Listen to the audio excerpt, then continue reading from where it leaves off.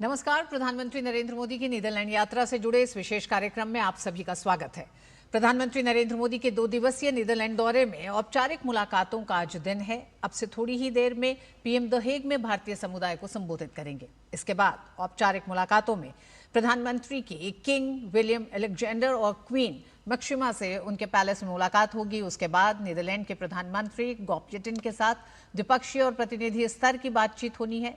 विरासत और विकास के लिहाज से बेहद अहम दौरे के हर अपडेट के साथ मैं हूं ऋतु वर्मा और मेरे साथ हैं मेरे सहयोगी मुकुल। हम जुड़े हुए हैं आप लोगों के साथ। शुक्रिया ऋतु। और खासतौर से भारत और नीदरलैंड के बीच संबंध लगातार मजबूत हो रहे हैं और दोनों देश नए क्षेत्रों में साझेदारी बढ़ा रहे हैं।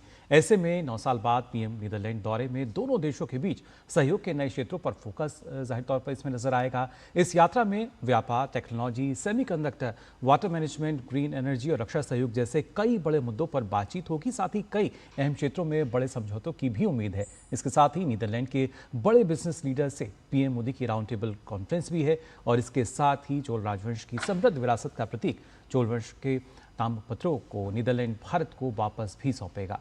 इसे औपनिवेशिक काल के दौरान भारत से बाहर ले जाया गया था। तो नीदरलैंड भले ही जनसंख्या और क्षेत्रफल के लिहाज से छोटा देश हो, लेकिन वह भारत को बहुत कुछ दे सकता है और भारत भी इस देश के लिए बड़ी भूमिका निभा सकता है। तो चलिए शुरुआत करते हैं इस विशेष कार्यक्रम की।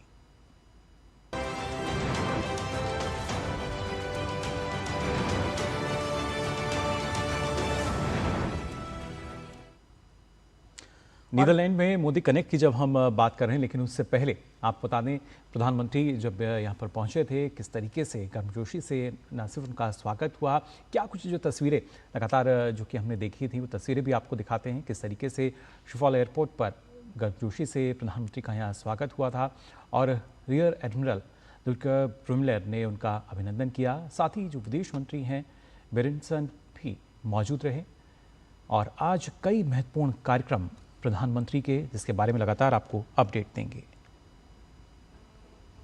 और पीएम मोदी का गर्मजोशी से स्वागत किया गया। दिलों से जुड़ते पीएम मोदी, वहां पे जो भी भारतीय समुदाय था उसने स्वागत किया प्रधानमंत्री नरेंद्र मोदी का।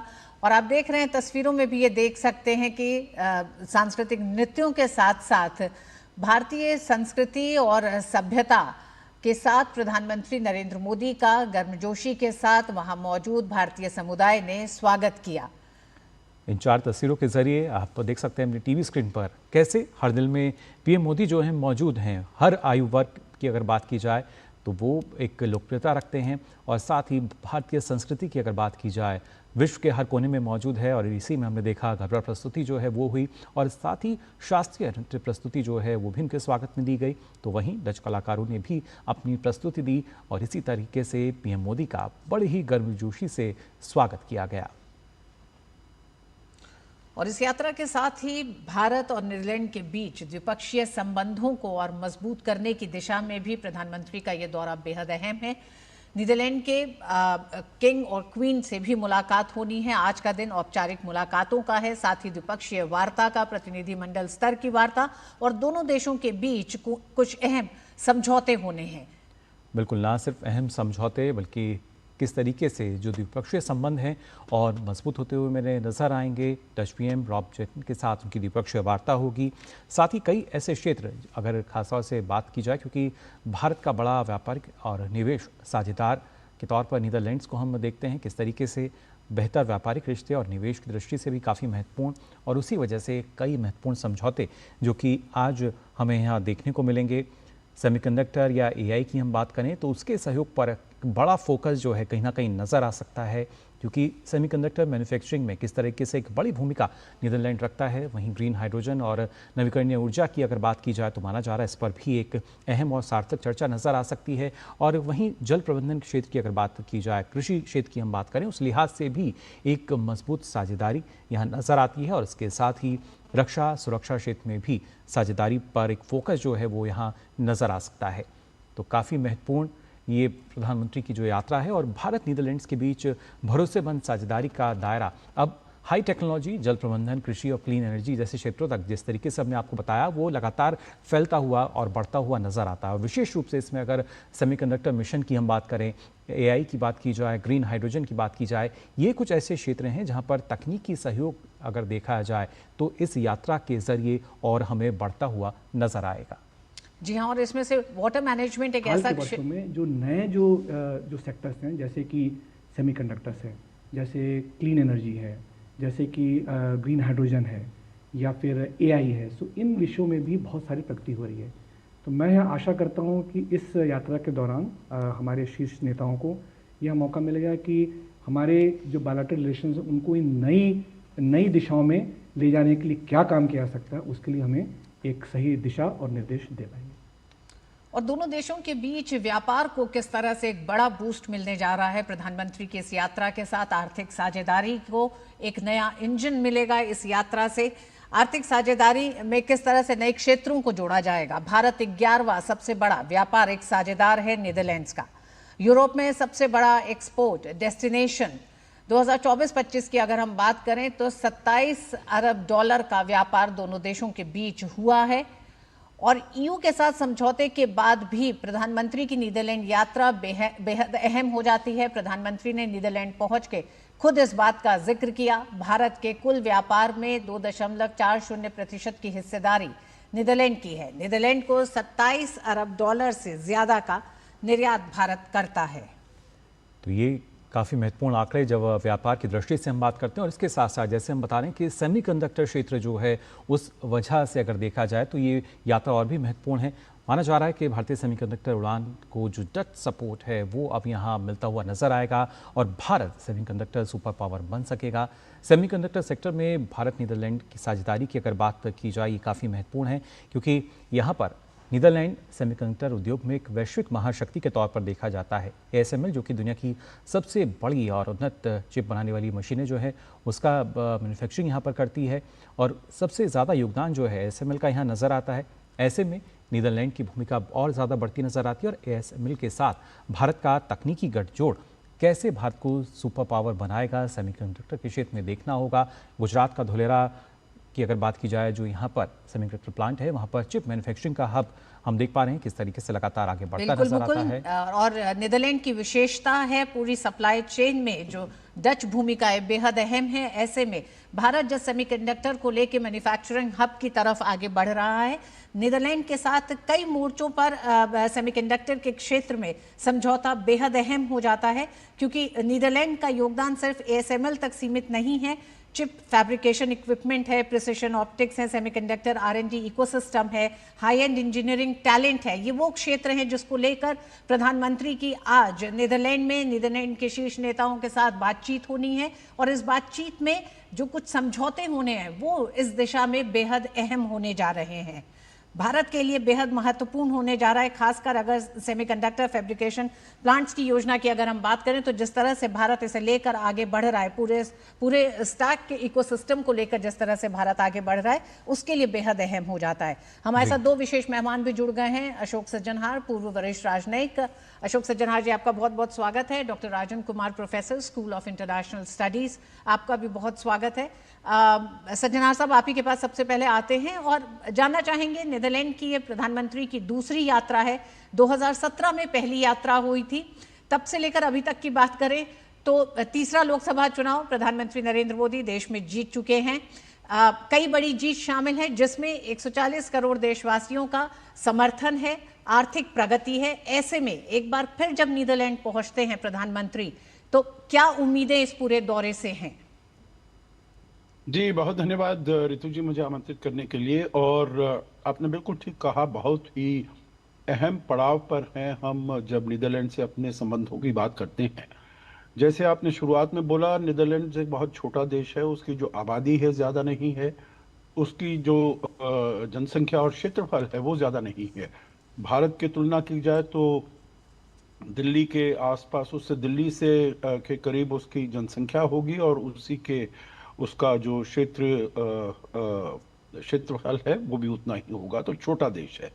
परंतु टेक्नोलॉजी के क्षेत्र में देखिए, जैसे इसका नाम भी है नीदरलैंड्स, तो मतलब वहाँ पर कोई बहुत क्षेत्र में वहां पर जमीन नहीं हुआ करती थी, उन्होंने लैंड को ओशन से उन्होंने उसको जनरेट किया है, उसको जहां पर जमीन नहीं थी, जहां पर हॉलैंड भी नाम वही बताता है, जो वहां पर जमीन नहीं थी उसको उन्होंने जमीन में बदला है, और उसके ऊपर उन्होंने अपना जो भी है, अपनी आर्थिक व्यवस्था है, अपना जो टेक्नोलॉजी है, उस सब को वो आगे लेकर गए हैं। और अब तो बहुत ही आगे बढ़ गया है नीदरलैंड्स टेक्नोलॉजी के क्षेत्र में। हम कहें, अभी आप बात कर रहे थे ASML की, सेमीकंडक्टर्स, चिप्स की, यहाँ पर फैब्रिकेशन, जी। तो उनसे बातचीत होती रही है। शीर्ष स्तर पर दोनों देश मिलते रहे हैं। अगर देखा जाए, सॉरी, उनके जो पहले प्रधानमंत्री थे मार्क रुत्ते, जो आजकल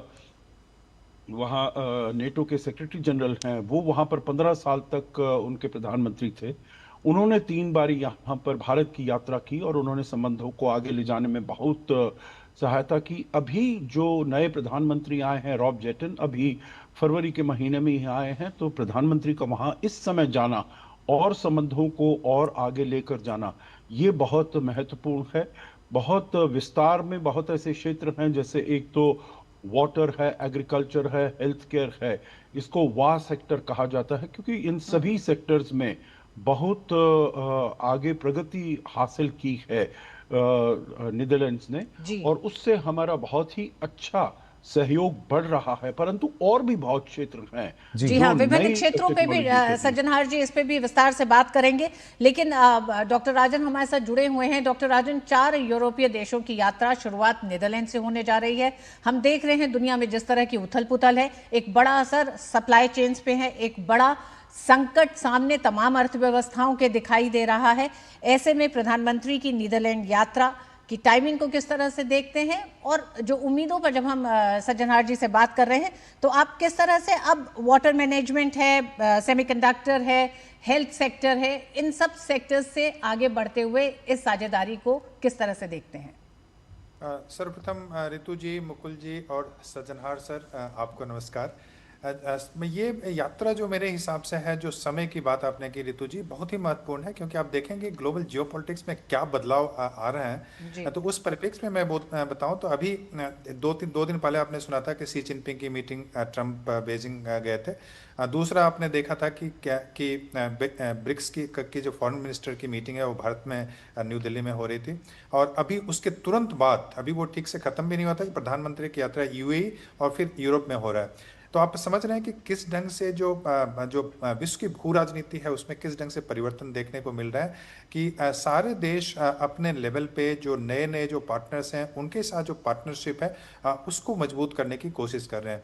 प्रधानमंत्री की यात्रा जो UAE में हुई थी, उसमें चूंकि एनर्जी सिक्योरिटी बहुत इंपॉर्टेंट है भारत के लिए, तो हमने उस पर काफ़ी दबाव डाला था, और फिर हमारे डायस्पोरा जो इत्यादि उनकी सुरक्षा इत्यादि की बात की थी। अभी यूरोप की जो यात्रा है वो 5 देश वहाँ पे जो मैं कई जगह जो जाने वाला है प्रधानमंत्री, उसमें नीदरलैंड्स इंपॉर्टेंट है, फिर नॉर्डिक कंट्री, फिर इटली इत्यादि जहाँ जाएंगे। तो ये सारे देश हमारे भारत के लिए इंपॉर्टेंट है। उसके कई कारण हैं।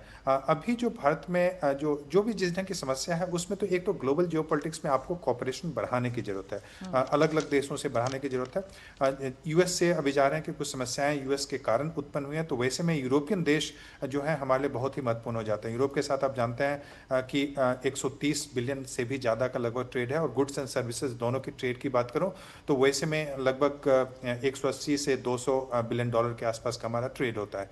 बहुत ही इंपॉर्टेंट पार्टनर है इकोनॉमिक दृष्टिकोण से। और नेदरलैंड्स की बात करूं मैं खासकर, तो नेदरलैंड्स मर्चेंडाइज जो ट्रेड होता है, यानी कि गुड्स ट्रेड की जो बात करूं, तो उसमें यूरोप में कभी पहला या दूसरा, मतलब भारत के लिए सबसे बड़ा ट्रेडिंग पार्टनर है हमारा नेदरलैंड्स यूरोप की अगर बात करूं। अगर आप जर्मनी को छोड़ दें, कई बार जर्मनी आगे चला जाता है, कभी नेदरलैंड्स, मैं मर्चेंडाइज ट्रेड की केवल बात कर रहा हूं, तो हमारे लिए वो सबसे बड़ा एक्सपोर्ट डेस्टिनेशन है।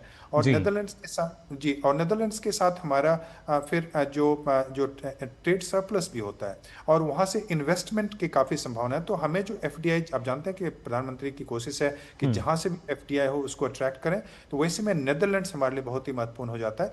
और जो जैसा कि आपने बताया कि टेक्नोलॉजी, ग्रीन टेक्नोलॉजी की बात, या फिर आर्टिफिशियल इंटेलिजेंस की जो बात की, इन सारे टेक्नोलॉजी के हिसाब हिसाब से नीदरलैंड्स हमारे लिए बहुत ही महत्वपूर्ण हो बिल्कुल जाता है। राजन जी, तमाम क्षेत्र हैं, इन पर आगे भी और जो जानकारी है आपसे विस्तार से हम लेंगे। हमारे संवाददाता सुधाकर दास जो हैं वो भी हमारे साथ जुड़ चुके हैं। सुधाकर, जानना चाहेंगे आपसे, हमने देखा स्वागत की जो भव्य तस्वीरें थीं प्रधानमंत्री के, वो हमारे दर्शकों ने भी देखी। आज के कार्यक्रम की अगर बात की जाए, क्या कुछ खास कार्यक्रम जो हैं अब रहेंगे प्रधानमंत्री के?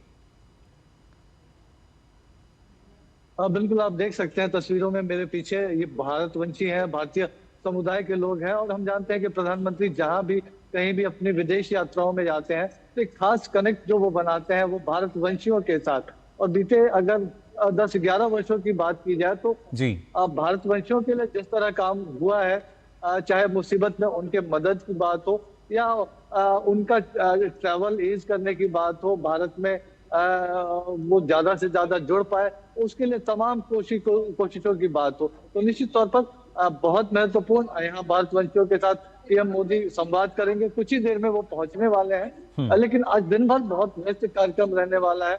आज पीएम मोदी कॉलन करने वाले हैं, जो शाही परिवार है यहाँ का, यहाँ के राजा और महारानी, उनके साथ उनकी मुलाकात होगी, बातचीत भी होगी विभिन्न मसलों को लेकर। इसके अलावा जो डच कंपनीज हैं विभिन्न क्षेत्रों के, उनके टॉप सीईओ जो है उनके साथ राउंड टेबल होना है।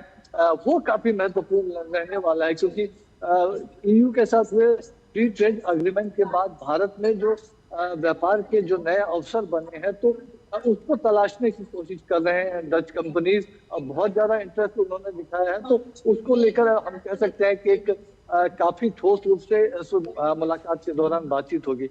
इसके अलावा प्रधानमंत्री नीदरलैंड के प्रधानमंत्री के साथ उनकी बातचीत होने वाली है, जिसमें विभिन्न विषय, जो हमारे गेस्ट भी कह रहे थे, जो ट्रेडिशनल विषय है, चाहे वो वाटर मैनेजमेंट का क्षेत्र हो, हेल्थ हो, एग्रीकल्चर हो, फूड प्रोसेसिंग हो, उन तमाम चीजों की बात करने वाले हैं। तो अब देख सकते हैं हमारे पीछे उसका प्रधानमंत्री नरेंद्र मोदी, जी हाँ, उस पूरे हॉल में एक हलचल दिखाई देती है। जी सुधाकर, बिल्कुल सुधाकर, नीदरलैंड में प्रधानमंत्री का एक बार फिर स्वागत के लिए भारतीय समुदाय में जोश हमने देखा। जिस तरह से प्रधानमंत्री पहुंचे, उसके बाद प्रधानमंत्री का जो स्वागत हुआ उसमें दिखाई देता है।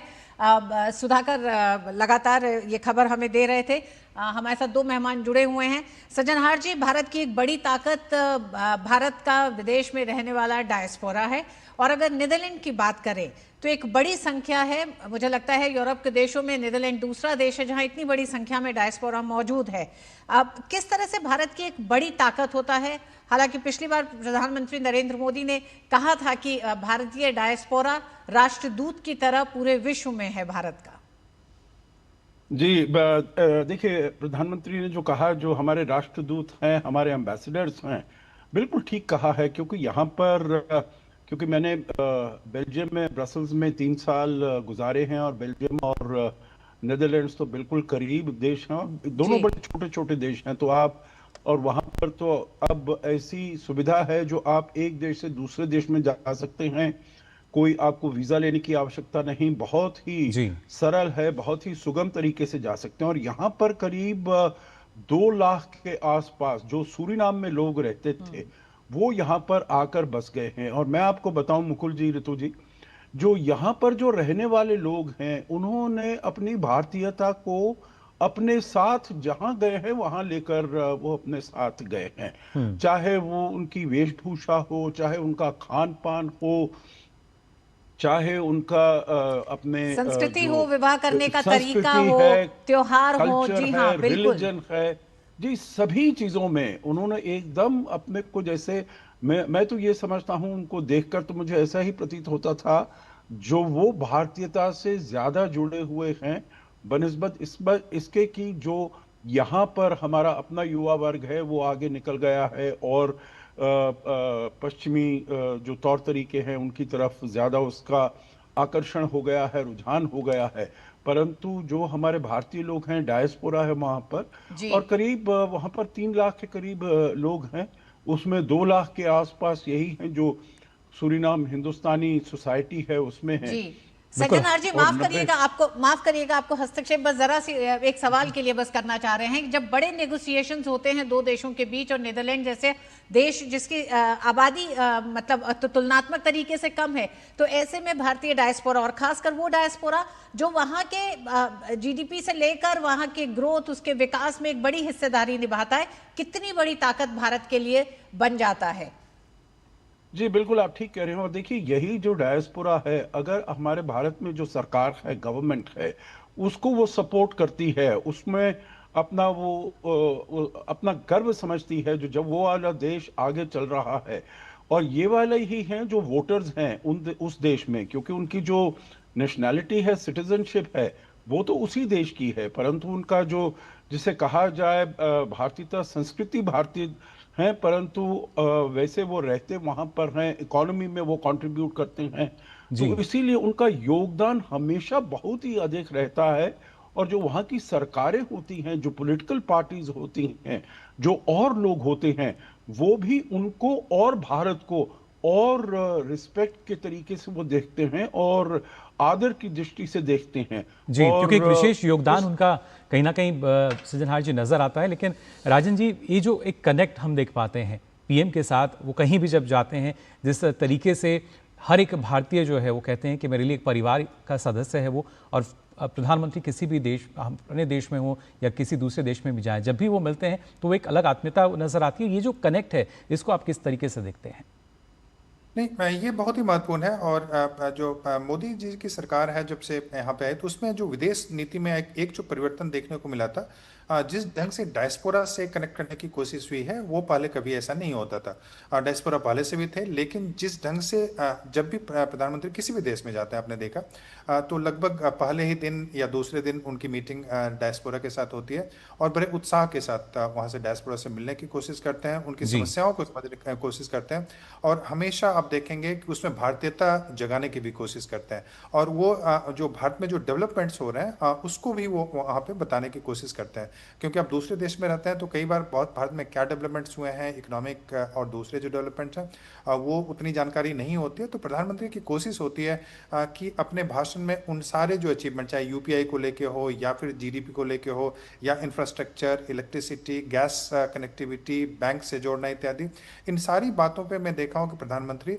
वहाँ के जो डायस्पोरा है उसको बताने की कोशिश करते हैं। और डायस्पोरा बहुत ही महत्वपूर्ण होता है, एक ब्रिज होता है दो देशों के बीच में, एक एम्बेसडर का रोल प्ले करते हैं, पीपल टू पीपल कनेक्ट का रोल प्ले करते हैं।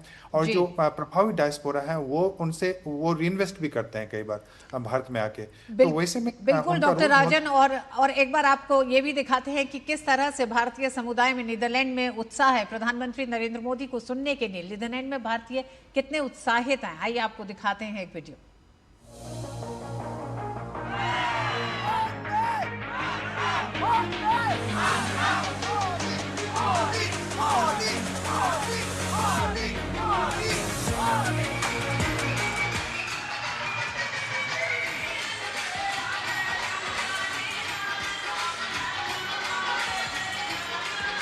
पूरी दुनिया अभी भारत की पहचान मोदी जी ने दिया है हमको, and we are very excited to meet Modi ji. हम बहुत प्राउडली बोलते हैं कि हम इंडिया से हैं, और हम उस इंडिया से हैं जो कि एक वर्ल्ड के लैंडस्केप में एक छाप छोड़े हुए हैं। हम गर्व फील करते हैं कि हम बनारस से हैं, क्योंकि मोदी जी वहाँ से हैं। हर हर महादेव। मारी रुमझुम कर दिया आनंद उत्सव ने गरबाने सखियों साथे लावी मोती पेराड़ा जोग मा आव्या अंबे मा जोग मा जगमग थाय रे आव्या अंबे मा।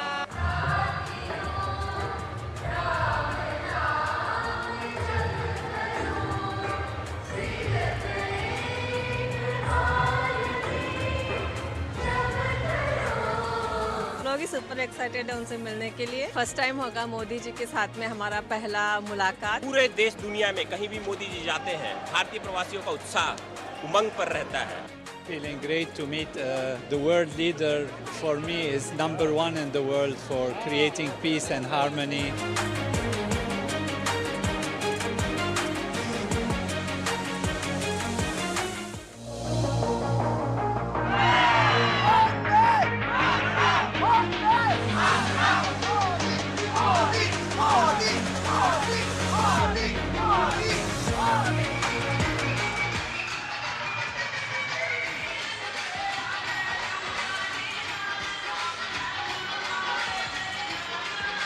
पूरी दुनिया अभी भारत की पहचान मोदी जी ने दिया है हमको and we are very excited to meet Modi जी।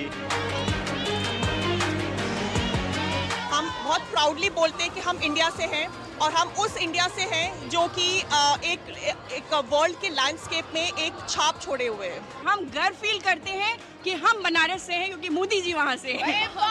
हर हर महादेव। मारी रुमझुम कर दिया वी, आनंद उत्सव ने गरबा ने सखियों साथे लावी, मोती पेराड़ा जोग मां आव्या अंबे मां, जोग मां जगमग थाय रे आव्या अंबे मां।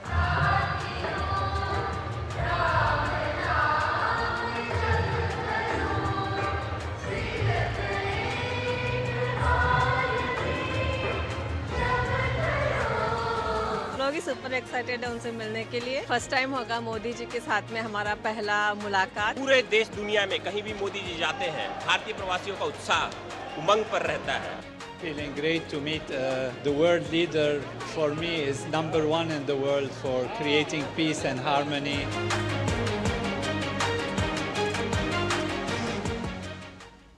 तो ना सिर्फ भारत की सांस्कृतिक विविधता और उसके साथ साथ कितना उत्साह यहाँ पर लोगों में मौजूद है प्रधानमंत्री को देखने के लिए, उन्हें सुनने के लिए, इन तस्वीरों के जरिए हमने देखा। और खासतौर से डॉक्टर राजन हम इसी की बात कर रहे थे कि एक जो ये कनेक्ट करते हैं पीएम मोदी जिस तरीके से, तो लोगों में एक नया विश्वास जो है वो जगता है और साथ ही एक अलग भाव भारतीय होने का, जो शायद अब से पहले, अगर 2014 से पहले की हम बात करें तब शायद इस तरह की स्थिति नजर नहीं आती थी, लेकिन अब तो ना सिर्फ जहां प्रधानमंत्री जाते हैं बल्कि जहां हर जगह भारतीय हैं, एक अलग रुतबा जो है हम देख सकते हैं भारत का। और हर कोई इसको मानता है शायद अब भारत जो है वो बदल चुका है और वैश्विक परिदृश्य में भी अगर देखा जाए एक अलग भूमिका जो है भारत की नजर आती है।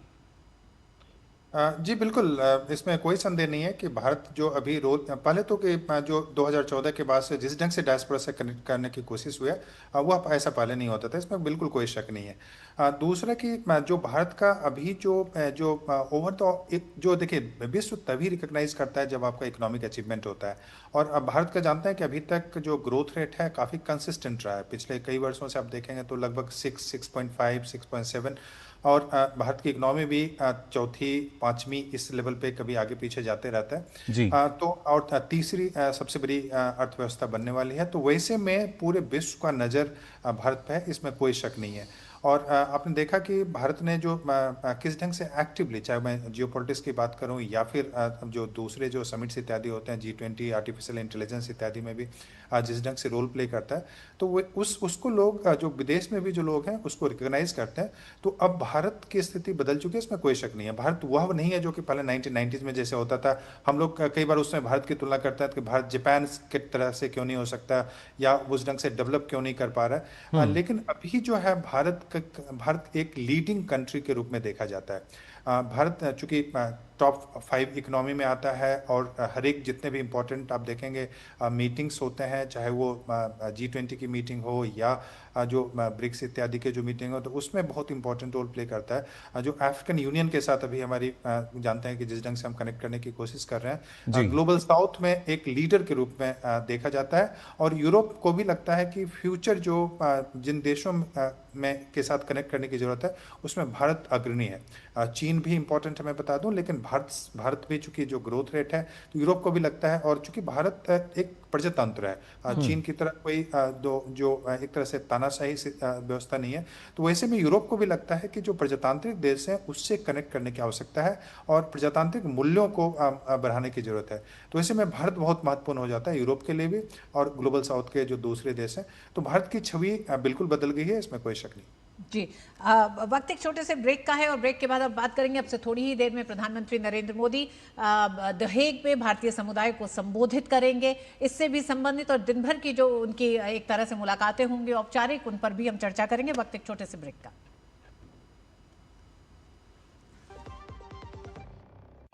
उस एक बीमारी ने हमारी जिंदगी बदल दी।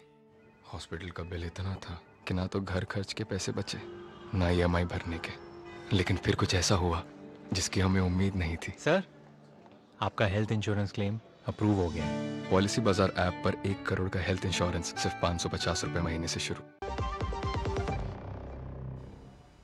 और एक बार फिर आप सभी का स्वागत है। हम लगातार बात कर रहे हैं प्रधानमंत्री नरेंद्र मोदी की नीदरलैंड यात्रा की। अब से थोड़ी ही देर में प्रधानमंत्री भारतीय समुदाय को द हेग में संबोधित करेंगे और उसके बाद लगातार सिलसिला जारी होगा औपचारिक मुलाकातों का, जिसमें द्विपक्षीय वार्ता भी है और प्रतिनिधिमंडल स्तर की वार्ता है। दोनों देशों के बीच कुछ अहम समझौतों का आदान प्रदान भी होना है। कई ऐसे नए क्षेत्र होंगे जिन्हें लेकर चर्चा होगी और सहयोग आगे बढ़ेगा।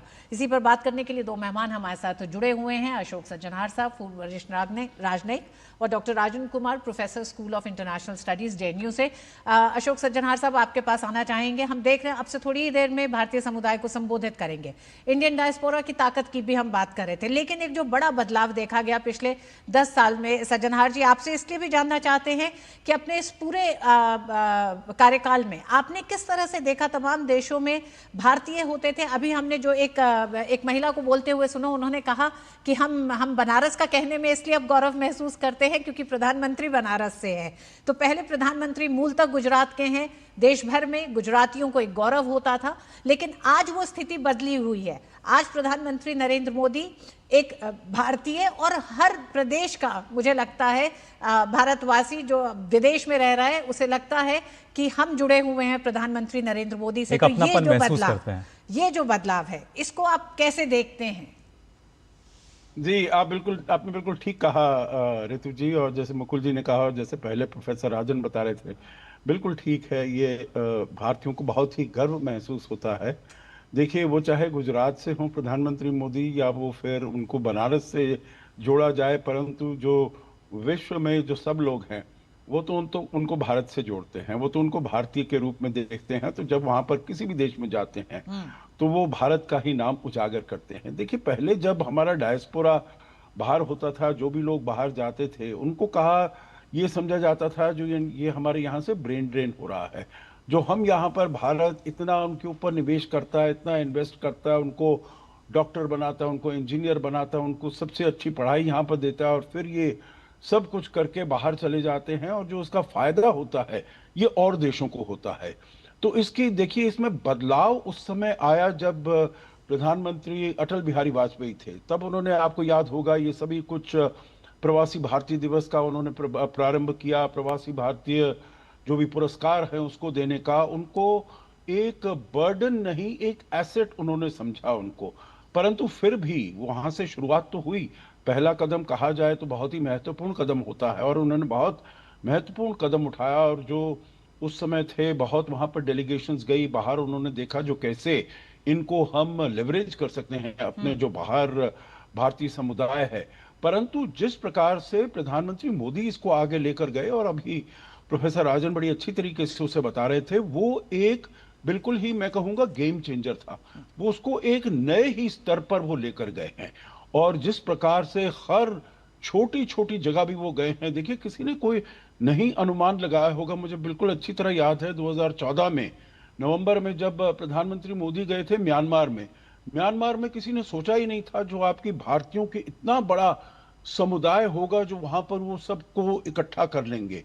तो इसीलिए ऐसा नहीं है जो केवल बड़े बड़े देशों में या वेस्टर्न देशों में जहां भारतीय समुदाय है वहां पर वो गए हैं, हर जगह वो गए हैं। और चाहे वो, अभी हम UAE की बात कर रहे थे, वहां पर हमारा डायस्पोरा है।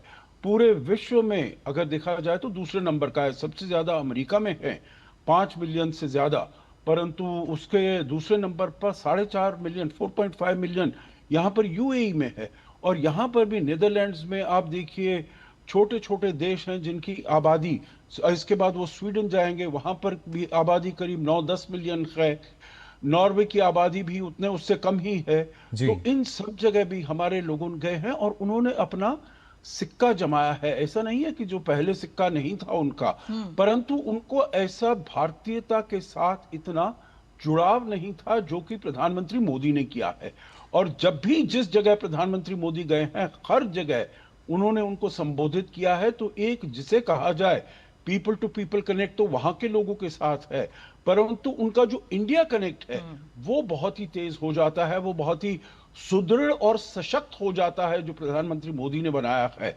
और मैं समझता हूं ये उनको न केवल उनकी अपनी आत्मीयता बढ़ी है, परंतु जो भारत का कद है, जो भारत का रुतबा है, जो भारत जिस नजरिए से भारत को वहां के लोग देखते हैं वो एकदम बदला है। तो जी, इसीलिए ये केवल आर्थिक तरीके से हमारे लिए फायदा नहीं है, क्योंकि वहां पर से कोई इन्वेस्टमेंट भी हो, वहां से कोई अपना ऐसे कमर्शियल कनेक्ट्स हों, साइंटिफिक कनेक्ट्स हों वगैरह, वो तो होता ही है। बिल्कुल सज्जनहार उसके जी। अलावा जो इमेज हमारी बढ़ती है वो बहुत महत्वपूर्ण है। जी हाँ, एक बदली हुई छवि भारत की जो एक तरह से अंतर्राष्ट्रीय पटल पर है, उसी का गौरव आज तमाम भारतीय विदेशों में रहते हुए महसूस करते हैं।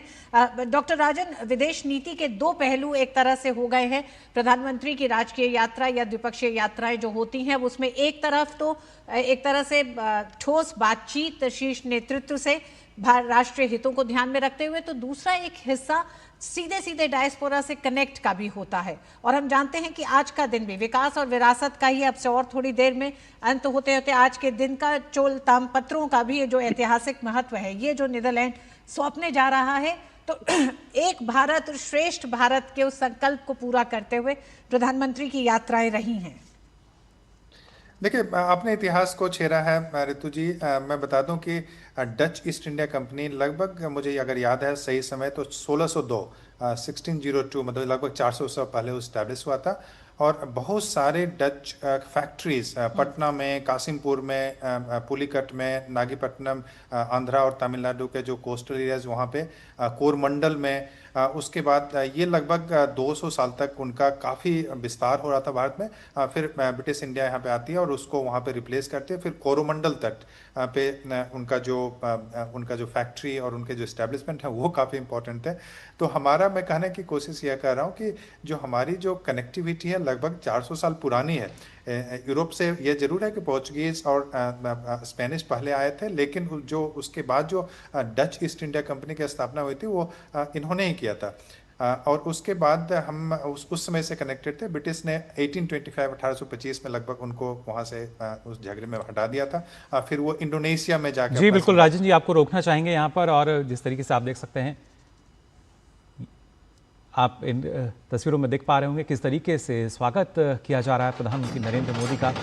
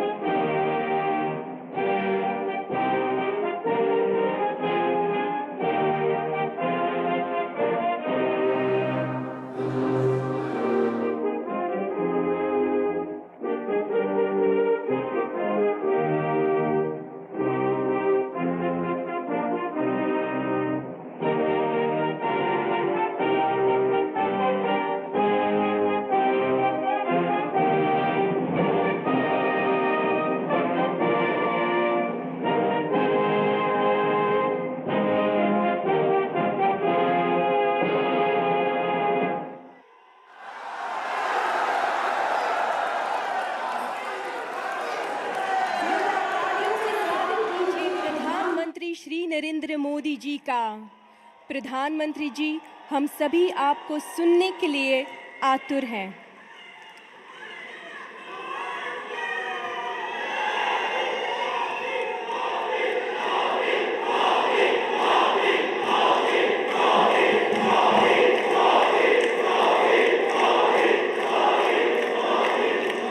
भारत माता की,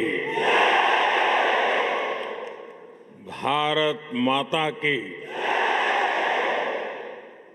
भारत माता की।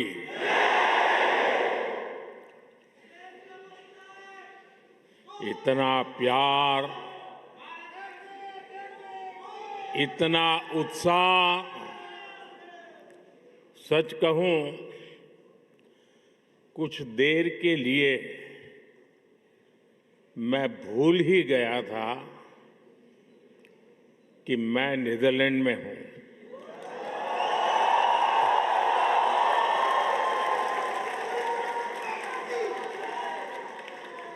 ऐसे लग रहा है जैसे भारत में ही कहीं कोई फेस्टिवल चल रहा है।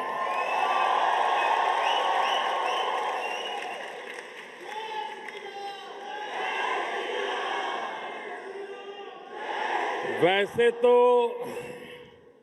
द हेग को दुनिया city of peace and justice के रूप में जानती है, लेकिन आज यहां जो माहौल है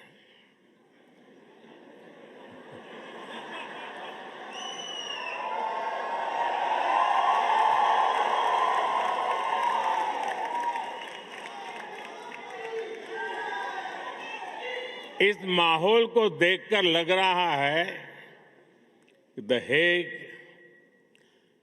living symbol of Indian friendship बन गया है।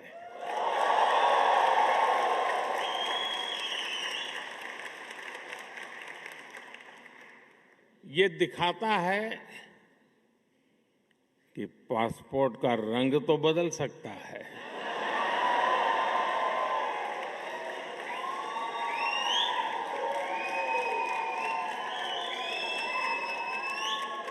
एड्रेस भी बदल सकता है, टाइम जोन भी बदल सकता है, लेकिन मां भारती की संतानें कहीं भी रहें, ये गर्मजोशी, ये वाइब्रेंसी, लाइफ को सेलिब्रेट करने का जज्बा, ये हमारे हमेशा हमेशा हमारे साथ रहता है।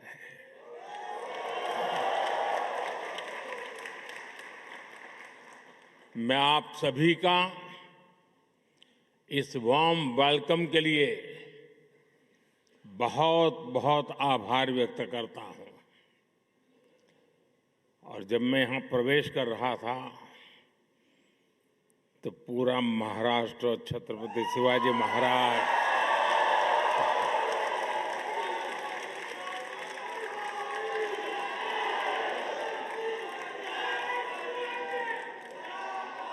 और मेरो प्यारो राजस्थान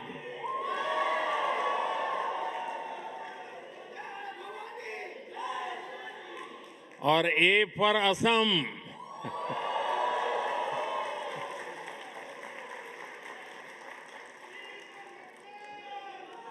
साथियों, आप सभी से मुलाकात के बाद आज मुझे हिज मैजेस्टी द किंग और हर मैजेस्टी द क्वीन से मिलने का अवसर मिलेगा। इसके साथ ही प्रधानमंत्री रॉब यतेन से भी विस्तार से कई विषयों पर चर्चा होगी। बीते वर्षों में जब भी मेरी नीदरलैंड से यहां के लीडर से बात हुई है, ये हमेशा भारतीय डायस्पोरा की बहुत प्रशंसा करते आए हैं।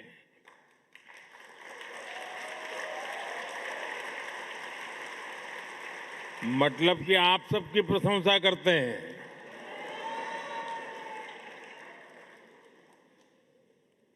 आप नीदरलैंड्स के समाज और यहाँ की इकोनॉमी में जो कंट्रीब्यूट कर रहे हैं उस पर हर भारतवासी को गर्व है। मैं आज इस अवसर पर नीदरलैंड की जनता का, यहाँ की सरकार का आभार व्यक्त करता हूं। मैं यहाँ की जनता को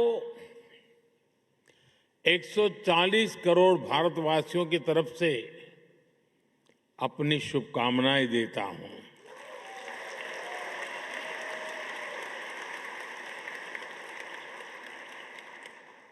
साथियों, मैं पहले भी नीदरलैंड आता रहा हूं। मेरे पुराने साथी महर्षि महेश योगी के सारे सदस्य यहाँ बैठे हैं।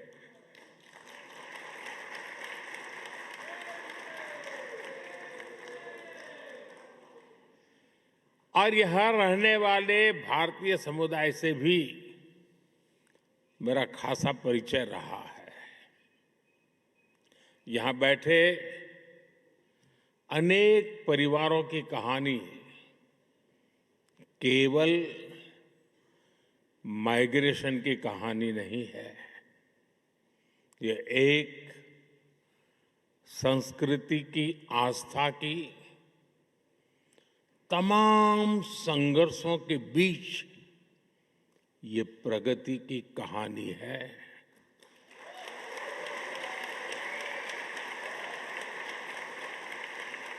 उस दौर में तब किसी ने सोचा भी नहीं था कि 2 महासागर पार करने के बाद भी भारतीयों की पहचान इतनी जीवंत रहेगी।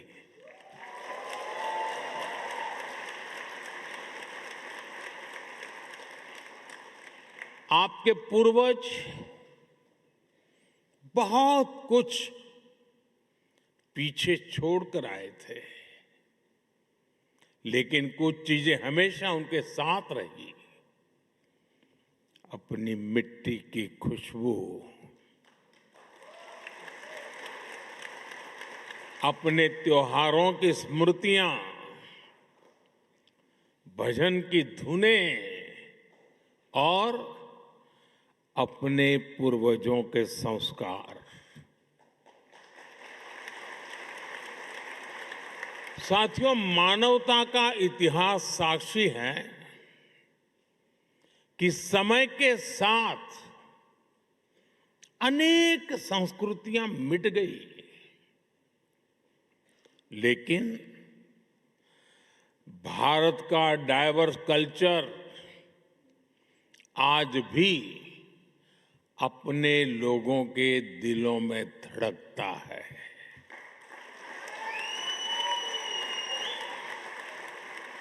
पीढ़ियां बदल गई, देश बदल गए, परिवेश बदल गए, लेकिन परिवार के संस्कार नहीं बदले, अपनापन नहीं बदला। आपने डच भाषा को अपनाया, लेकिन अपने पुरखों की भाषा को भी छोड़ा नहीं।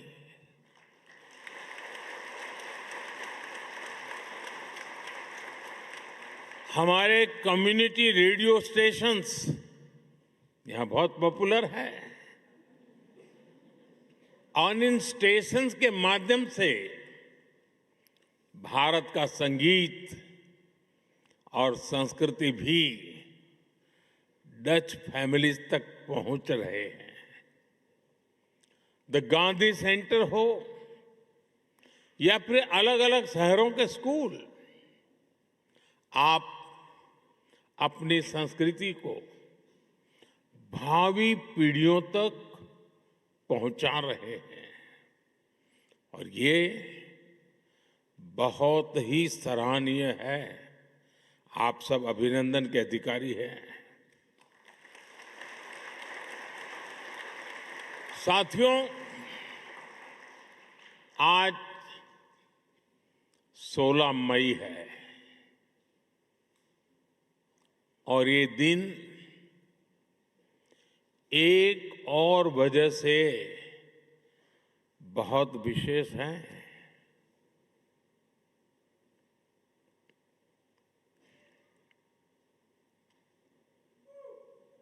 सोच रहे हैं ना? सोचिए, जरा और सोचिए। आज से 12 वर्ष पहले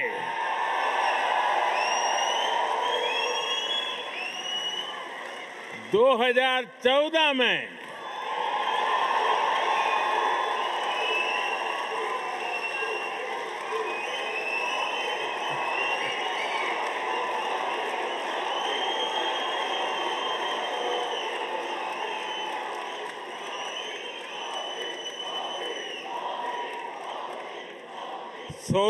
मई 2014 कुछ खास हुआ था। 2014 में आज के ही दिन लोकसभा चुनाव के नतीजे आए थे। दशकों बाद भारत में स्थिर और पूर्ण बहुमत वाली सरकार का बनना पक्का हुआ था।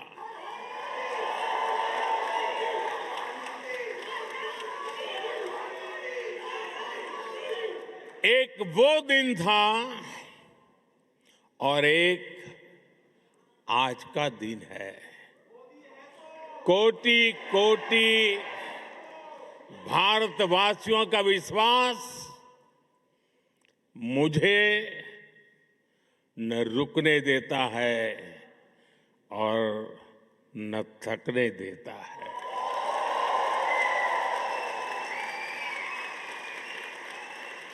ये नॉन स्टॉप चले ही जा रहा है।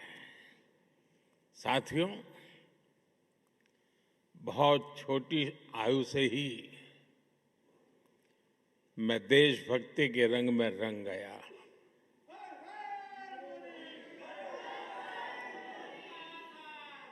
आप ही मेरा परिवार बन गया। स्व से समष्टि की ओर चल पड़ा। अहम से वयम का रास्ता चुन लिया।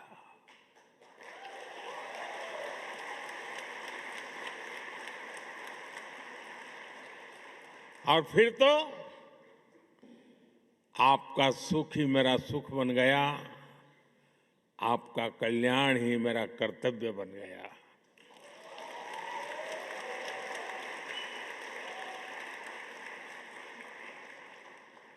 और समर्पित भाव से आप सबके आशीर्वाद से कुछ न कुछ करता रहा। लेकिन जनता जनार्दन का इतना प्यार मिलेगा ये तो कल्पना में भी नहीं था।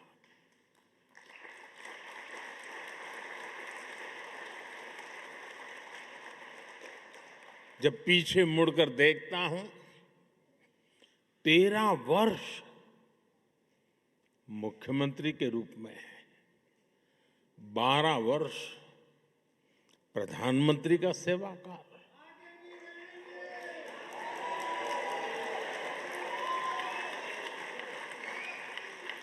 डेमोक्रेटिक वर्ल्ड में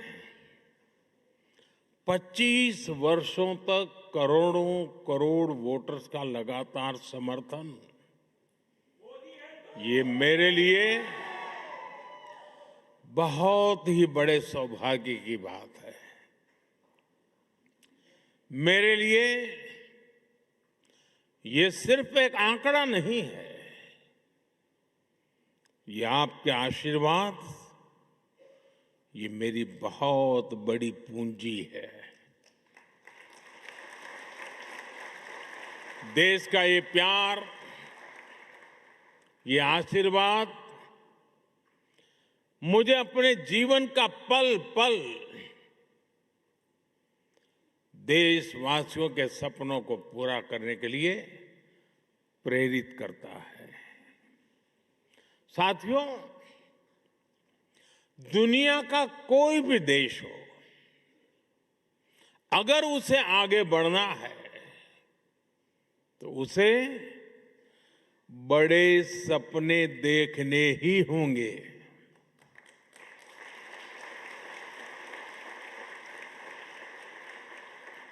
आज हमारा भारत भी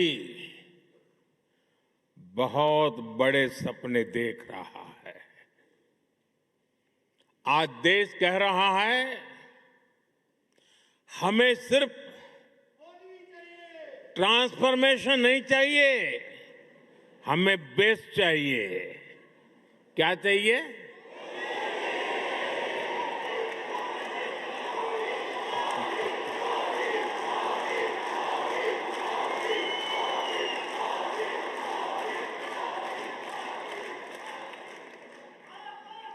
और हमें सिर्फ बेस्ट ही नहीं, हमें फास्टेस्ट चाहिए। और इसलिए जब भारत में एस्पिरेशंस अनलिमिटेड है तो एफर्ट्स भी लिमिटलेस हो रहे हैं। जैसे भारत के युवाओं का उदाहरण है, आज भारत का युवा आसमान छूना चाहता है, वो स्टार्टअप शुरू करना चाहता है, वो क्वालिटी प्रोडक्ट्स बनाना चाहता है, वो ड्रोन मैन्युफैक्चरिंग करना चाहता है, वो एआई और सेमीकंडक्टर की दुनिया में भारत को आगे ले जाना चाहता है।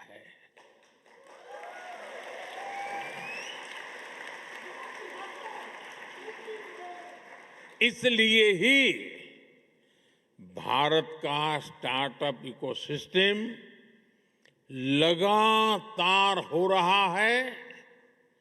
अब हम दुनिया के तीसरे सबसे बड़े स्टार्टअप इकोसिस्टम वाले देश हैं।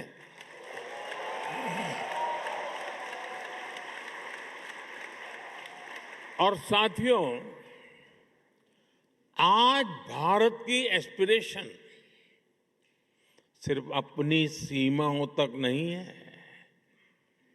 भारत चाहता है वो ओलंपिक्स होस्ट करे, ग्लोबल मैन्युफैक्चरिंग हब बने, ग्रीन एनर्जी लीडर बने और दुनिया का ग्रोथ इंजन बने।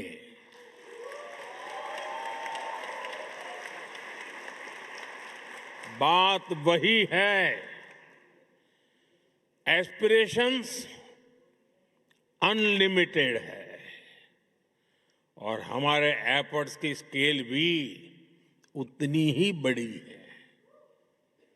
Record highway construction, record rail electrification,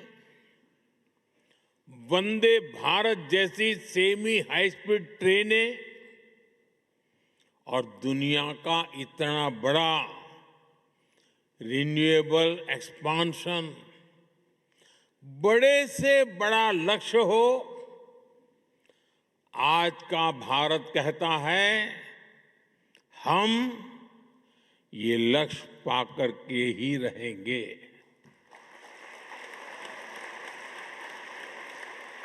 और हम ये करके दिखा रहे हैं। साथियों, आज का भारत एक अभूतपूर्व परिवर्तन के दौर से गुजर रहा है। आपने हाल में देखा होगा कि दुनिया की सबसे बड़ी और सफल एआई समिट भारत ने आयोजित की।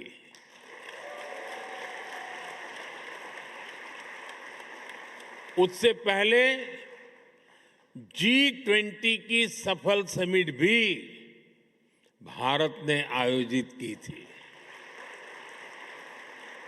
और ये कोई वन टाइम इवेंट नहीं था, ये आज के भारत का मिजाज बन गया है। दुनिया का सबसे बड़ा यूनिक आइडेंटिफिकेशन प्रोग्राम भारत ने चलाया। दुनिया के सबसे बड़े फाइनेंशियल इंक्लूजन प्रोग्राम में से एक भारत ने चलाया। जिस स्केल पर भारत डिजिटलाइजेशन कर रहा है वो अभूतपूर्व है। दुनिया की सबसे बड़ी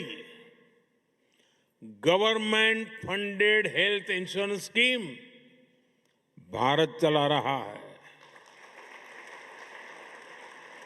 और हां, चांद पर भी भारत वहां पहुंचा जहां पहले कोई नहीं पहुंच पाया था।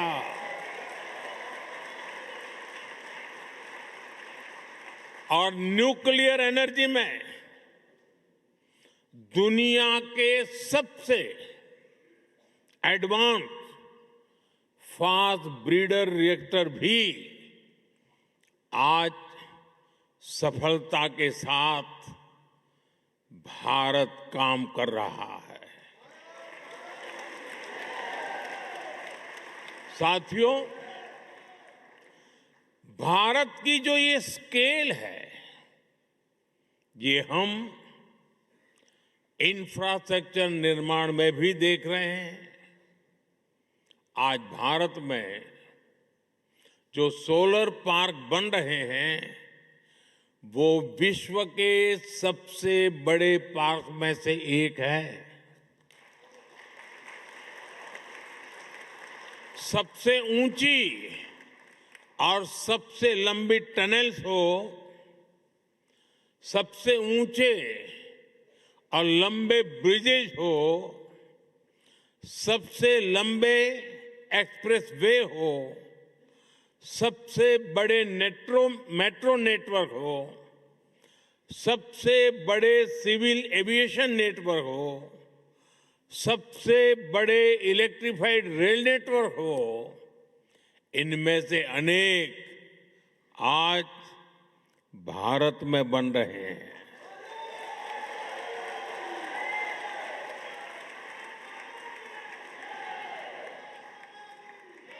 बीते सालों में भारत ने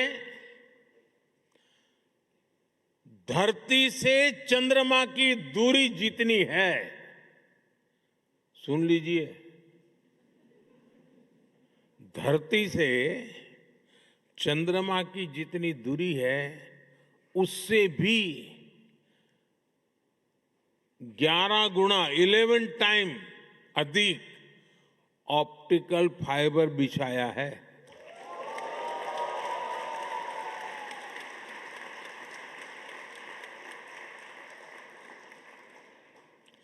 एक दशक पहले हम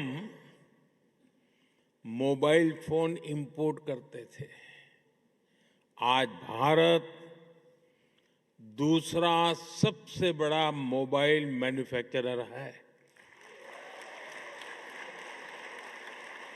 साथियों, ये जो स्पीड और स्केल है, इसके अलावा आज के भारत की एक और पहचान है।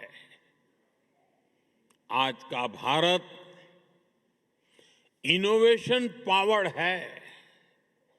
हमारे डिजिटल पब्लिक इंफ्रास्ट्रक्चर की चर्चा आज पूरी दुनिया में होती है। ये भारतीयों के इनोवेशन का बहुत बड़ा प्रमाण है। आज पैसा रखना है तो डिजिटल वॉलेट है, डॉक्यूमेंट रखने हैं तो डिजी लॉकर है, ट्रैवल करना है तो डिजी यात्रा है, हेल्थ केयर का लाभ लेना हो तो डिजिटल हेल्थ आईडी है। साथियों, आज भारत में हर महीने 20 बिलियन से ज्यादा यूपीआई ट्रांजैक्शन होते हैं।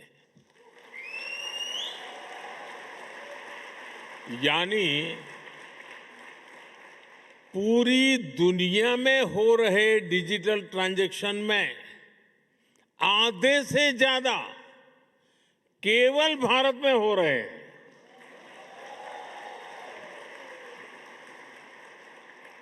और स्टार्टअप तो आज भारत के युवाओं का मिजाज बन चुका है। 12 साल पहले देश में 500 से भी कम स्टार्टअप्स थे। आज ये संख्या बढ़कर 2 लाख से ज्यादा हो गई है।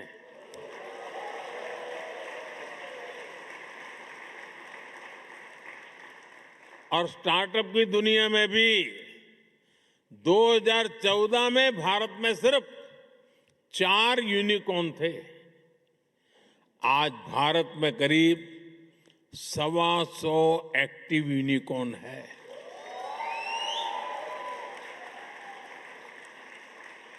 - 2025 में ही करीब 44,000 और नए स्टार्टअप रजिस्टर हुए हैं। आज एआई, डिफेंस और स्पेस सेक्टर में हमारे स्टार्टअप बहुत शानदार काम कर रहे हैं। समय के साथ रिसर्च और इनोवेशन का एक कल्चर और विराट होता जा रहा है। पिछले वर्ष ही भारत में 1.25 लाख से अधिक पेटेंट्स फाइल किए गए हैं। साथियों, भारत चिप मेकिंग में, सेमी कंडक्टर सेक्टर में भी बड़े कदम उठा रहा है। अभी भारत में 12 सेमीकंडक्टर प्लांट्स पर काम चल रहा है।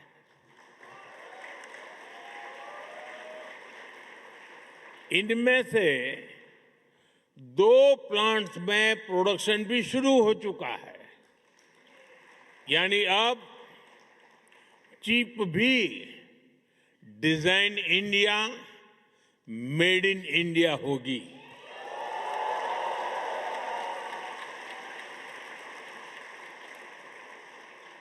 साथियों, भारत की ये एस्पिरेशन ड्रिवन जर्नी हमारी डेमोक्रेसी को भी सशक्त कर रही है। जब लोगों के सपने सच होते हैं तो लोकतंत्र पर उनका भरोसा भी मजबूत होता है। साथियों, मैं आपको हाल के विधानसभा चुनाव का उदाहरण देता हूं।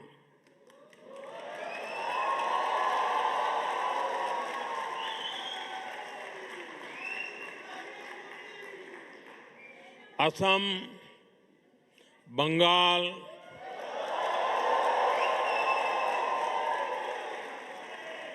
क्या झालमुड़ी यहां भी पहुंच गई?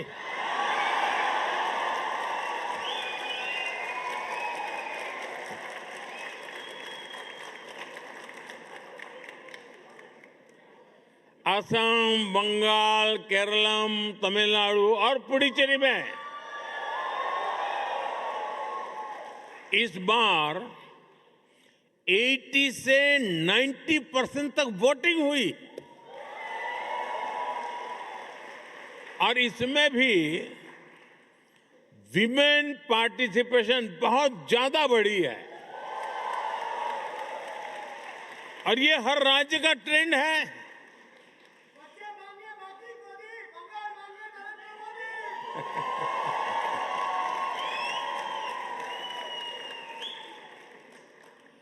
आज भारत में वोटर उत्साहित हैं, आप भी उत्साहित हैं।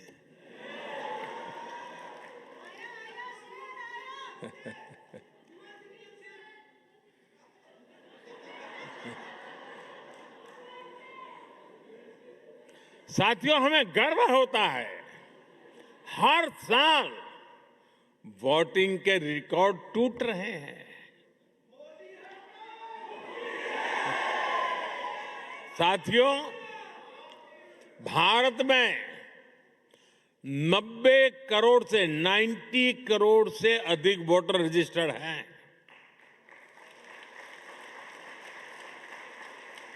2024 के लोकसभा चुनाव में 64 करोड़ लोगों ने वोट डाला, यानी यूरोपियन यूनियन की टोटल पॉपुलेशन से भी ज्यादा भारतीयों ने वोटिंग की।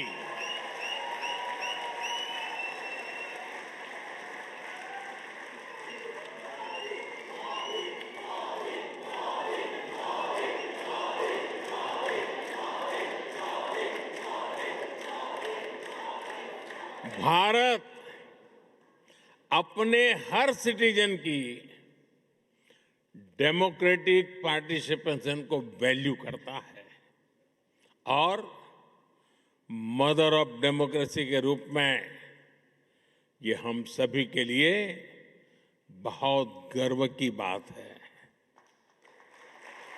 साथियों,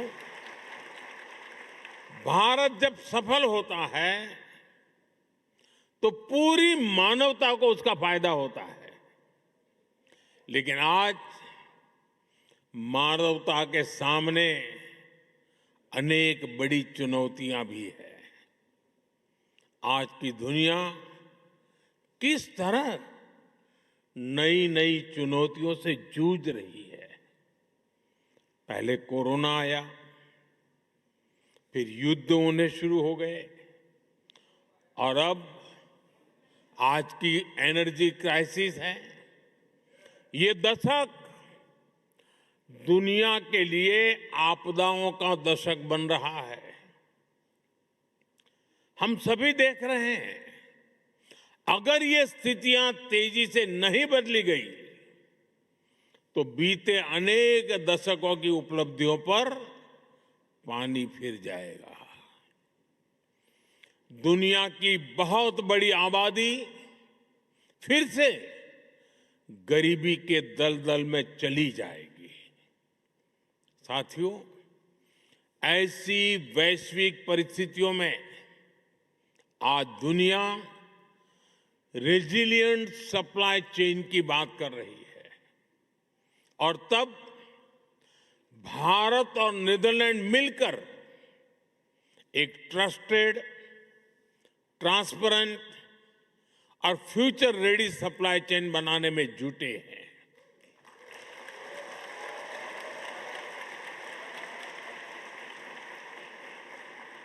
एनर्जी सिक्योरिटी से लेकर वाटर सिक्योरिटी तक नीदरलैंड्स और भारत मिलकर काम कर रहे हैं। ग्रीन हाइड्रोजन को लेकर हमारा कोऑपरेशन बहुत महत्वपूर्ण है और भारत और यूरोपियन यूनियन के बीच जो ऐतिहासिक ट्रेड एग्रीमेंट हुआ है, इससे भारत और नीदरलैंड की साझेदारी और मजबूत होगी और इसका लाभ आप सभी को भी होगा। भारतीय बिजनेस के लिए यूरोप में प्रवेश का नेचुरल गेटवे नीदरलैंड बनेगा।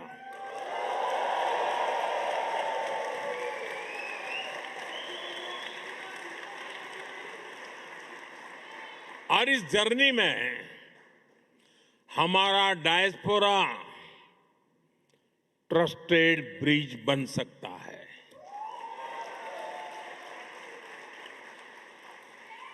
और मैं इसलिए कहता हूं कि डायस्पोरा इंडिया की एम्बिशन को भी समझता है और यूरोप के स्टैंडर्ड्स को भी जानता है। इससे यहां बसे भारतीयों को भी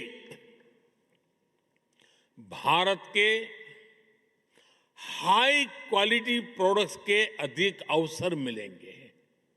साथियों, नीदरलैंड ट्यूलिप की धरती है और यहां के खूबसूरत ट्यूलिप्स को देखने के लिए दुनिया भर के लोग यहां आते हैं। भारत में भी दुनिया के सबसे बड़े ट्यूलिप गार्डन में से एक हमारे जम्मू कश्मीर में है, श्रीनगर में है। और जिस तरह नीदरलैंड को ट्यूलिप्स के लिए जाना जाता है, वैसे ही भारत लोटस यानी कमल के लिए जाना जाता है।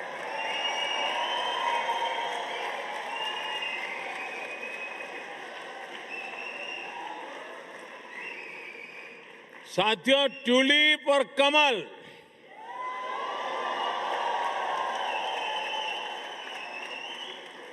दोनों फूल हमें बताते हैं कि जड़ें चाहे पानी में हो या धरती पर, अगर सही पोषण मिले तो सुंदरता भी मिलती है और स्ट्रेंथ भी आ जाती है।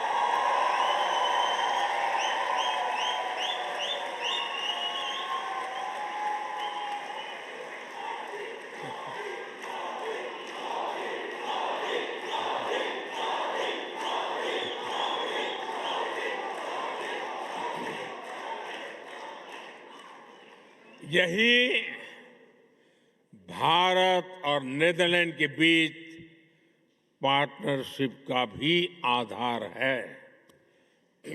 साथियों, हमारे बीच दोस्ती की एक और कड़ी है जिसकी उतनी चर्चा नहीं होती, और वो है स्पोर्ट्स। हम दोनों देश स्पोर्ट्स के क्षेत्र में बहुत कुछ मिलकर कर रहे हैं।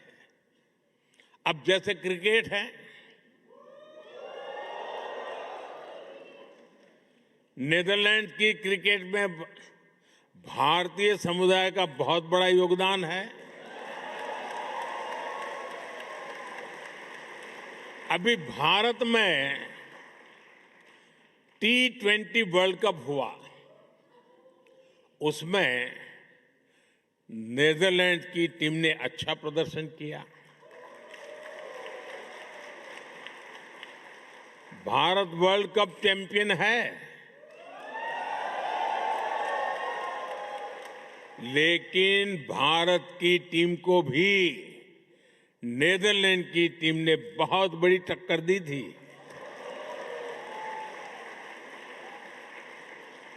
जब हम तेजा निदामनुरू और विक्रमजीत सिंह को नीदरलैंड की जर्सी में देखते हैं, या फिर जब आर्यन दत्त जैसे युवा खिलाड़ी डच क्रिकेट के फ्यूचर में कंट्रीब्यूट करते हैं, तो हम सभी को बहुत अच्छा लगता है।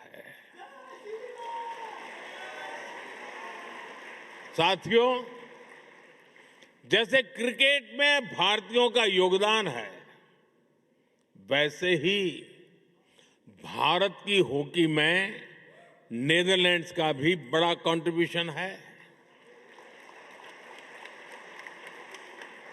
भारत की हॉकी को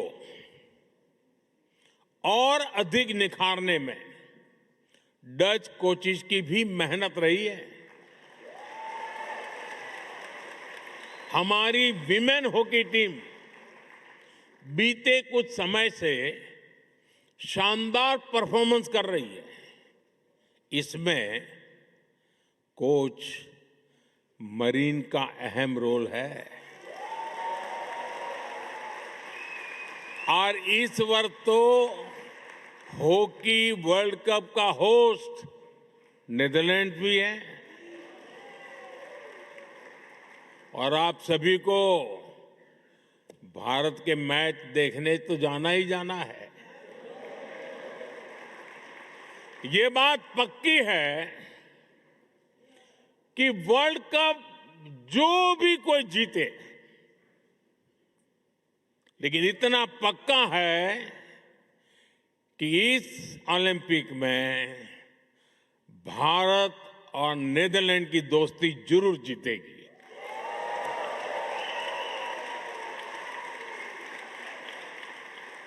साथियों,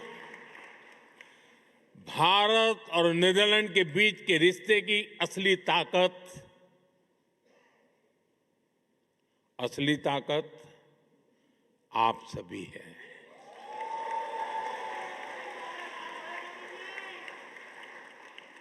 आप इस पार्टनरशिप के जीवंत सेतु हैं, जीवंत ब्रिज है।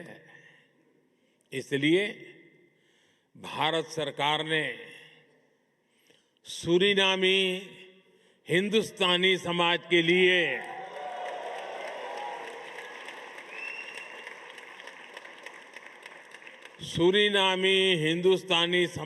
लिए OCI कार्ड की एलिजिबिलिटी चौथी पीढ़ी से बढ़ाकर छठी पीढ़ी तक कर दी है।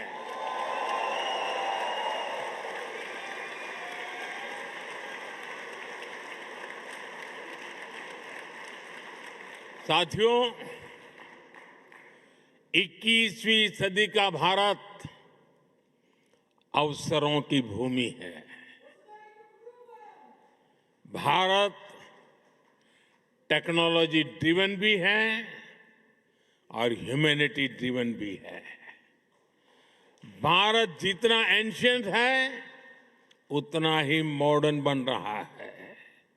इसलिए ये समय भारत में आपके पुरखों के गांव से जुड़ने का भी है और विकसित भारत की जर्नी में भागीदारी का भी है।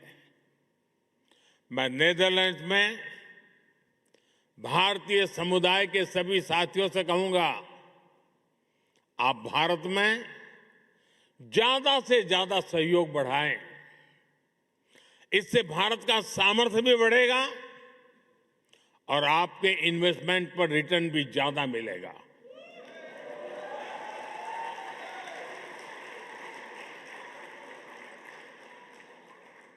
और ये मोदी की गारंटी है।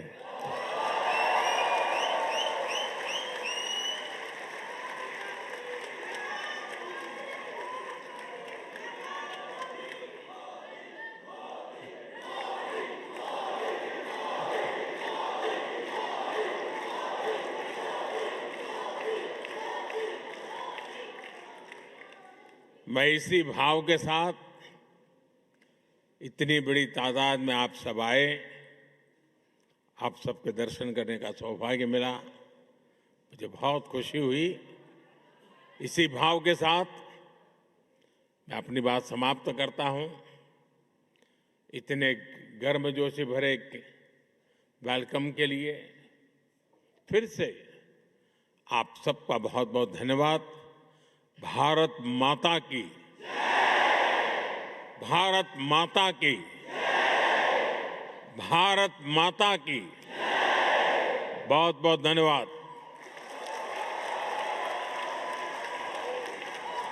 देवियों और सज्जनों, बहुत बहुत धन्यवाद। कृपया हमसे सूचना मिलने तक